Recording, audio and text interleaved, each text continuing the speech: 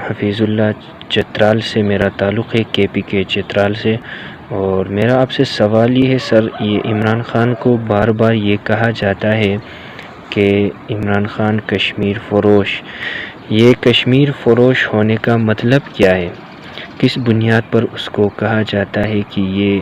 کشمیر فروش ہے؟ برائے مہربانی اس کی بھی ذرا وضاحت کرے۔ صرف سوچ کے ہی افسوس ہوتا ہے کہ تاریخ میں لوگ عمران خان کی موجودہ حکومت کو اور موجودہ ڈیسیژن میکرز کو کس نظر سے دیکھیں گے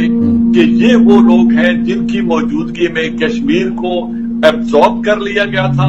شہرک کاٹ دی گئی تھی، اس کا سٹیٹس تبدیل کر دیا گیا تھا اور پاکستان کی موجودہ حیثیت کو بھی چیلنج کر دیا گیا، اور یہ صرف ڈپلومیٹک بانسری بجاتے رہے اور سفارتکاری کرتے رہ گئے۔ ہندوستان نے جو کرنا تھا وہ کر۔ ایک تو میں اس طرح کے سخت الفاظ یعنی کشمیر فروش اس کے استعمال کے حق میں نہیں ہوں۔ دوسری بات یہ کہ کشمیر کی اس وقت جو صورتحال ہے اس کے تنہا ذمہ دار عمران خان صاحب نہیں ہیں، اور اس میں ہماری ماضی کی پالیسیوں کی غلطیوں کا بھی بڑا دخل ہے، اور سب سے زیادہ یہ کہ انڈیا کی ہٹ درمی کا اور انڈیا کی لابنگ کا اور ویسٹ میں اس کی لابنگ اور اس کی حیثیت کا بھی اس میں بڑا دخل ہے،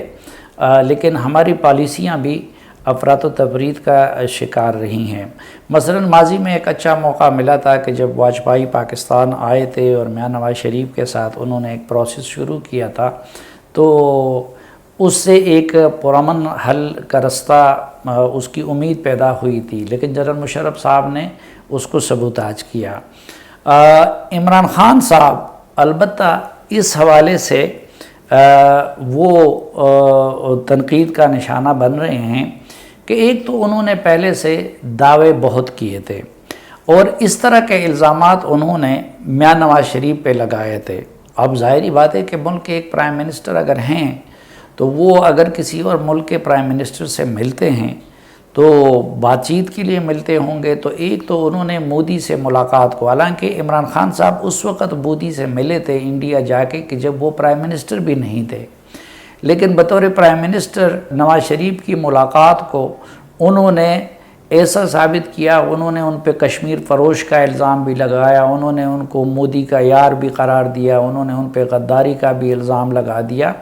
تو یہ رواج انہوں نے خود ڈالا تھا۔ اب پھر اقتدار میں آنے کے بعد وہ پھر مودی سے خود مذاکرات کی بھیک مانگتے رہے، لیکن مودی نے ان کے ساتھ مذاکرات نہیں کیے۔ جو سب سے بڑی غلطی کی وہ یہ تھی کہ اس سے پہلے پاکستان کا سٹینڈ یہ تھا کہ کشمیر ایک عالمی مسئلہ ہے، یہ اقوام متحدہ کے ایجنڈے پہ پڑا ہوا ہے، سلامتی کونسل کے ایجنڈے پہ پڑا ہوا ہے، اور اس کو ہم بائیلیٹرل مسئلہ نہیں مانتے۔ ماضی میں بھی امریکہ نے ثالثی کی پیشکشیں کی تھی، لیکن انڈیا اس کو بائیلیٹرل مسئلہ مانتا ہے اور وہ ثالثی پہ کبھی بھی آمادہ نہیں ہوتا۔ اب عمران خان صاحب نے یہ غلطی کی کہ جو ڈونلڈ ٹرمپ کی طرف سے ثالثی کی بات کی گئی تو انہوں نے اس کو ایسا پیش کیا کہ جیسے انہوں نے کوئی بہت بڑا کارنامہ سر انجام دیا ہے، کہ امریکی صدر کو اس پہ آمادہ کیا کہ وہ ثالثی کے لیے تیار ہو گئے۔ حالانکہ پریزیڈنٹ اوباما اپنے الیکشن کیمپین میں یہ کہا کرتے تھے، اور جو بعد میں پیک بنا جس کے ہال بروک سربراہ تھے، تو شروع میں وہ 3 ملکوں کے لیے بنایا گیا تھا، لیکن انڈیا کی ناراضگی کی وجہ سے پھر انڈیا کو اس سے نکال دیا گیا۔ تو یہ پیشکش ماضی میں بھی کئی امریکی صدور کر چکے تھے،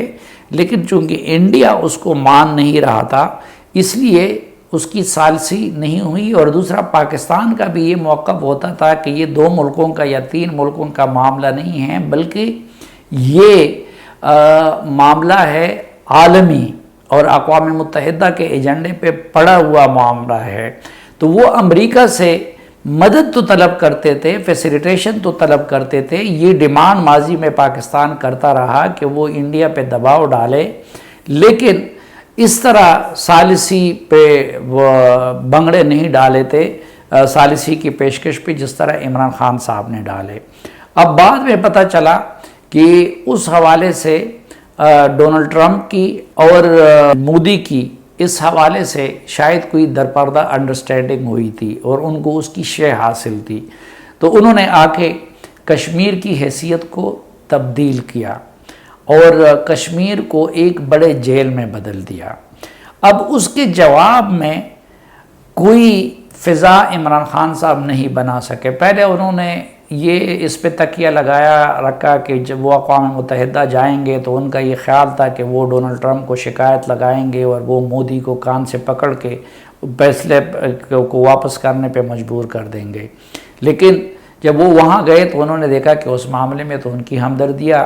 ڈونلڈ ٹرمپ کی وہ مودی کے ساتھ ہے، تو پھر عمران خان کے پاس اور کچھ نہیں بچا تھا، اس لیے انہوں نے اقوام متحدہ میں ایک جذباتی تقریر کر لی اور واپس آ گئے، اور پھر نہ سفارتی محاذ پہ انڈیا کو مجبور کر سکے کہ وہ جو اس نے قدم اٹھایا ہے کشمیر کی حیثیت کو تبدیل کر کے اس کو واپس لیں۔ تو اس دوران پھر جو حریت کانفرنس کے رہنما تھے ان کے ساتھ رابطے بھی کم رہیں، پھر جو کشمیر کمیٹی کے لیے انہوں نے جس طریقے سے لوگوں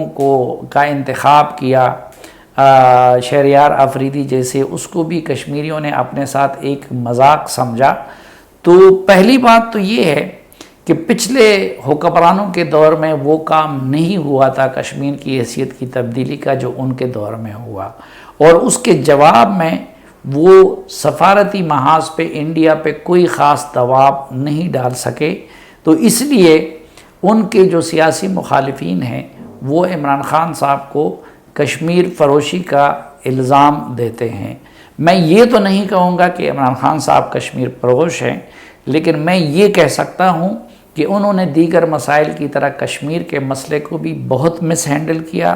انہوں نے انتہائی غیر ذمہ دار لوگوں کے حوالے کیا، اور اس دوران وہ کشمیریوں کو کوئی ریلیف دینا تو دور کی بات ہے، الٹا ان کے دور میں کشمیر، مقبوضہ کشمیر ایک بڑے جیل خانے میں بدل گیا، اور پاکستان کے اندر بھی انہوں نے آزاد کشمیر اور گلگت بلتستان میں جو پولیٹیکل انجینئرنگ کی، اس کی وجہ سے یہاں کے کشمیریوں کی محرومیوں میں بھی اضافہ ہو گیا۔